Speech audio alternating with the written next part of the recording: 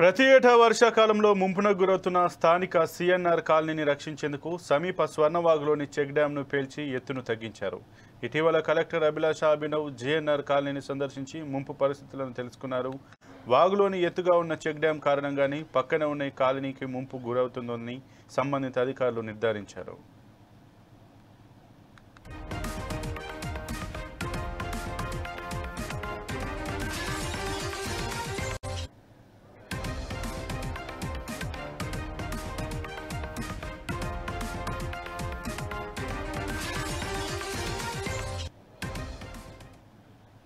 దీంతో ఎత్తు తగ్గింపు పనులకు అవసరమైన నిధులను ఎమ్మెల్యే మహేశ్వర్ రెడ్డి మంజూరు చేయించగా కొలత మేరకు డైనమైట్తో పేల్చివేశారు.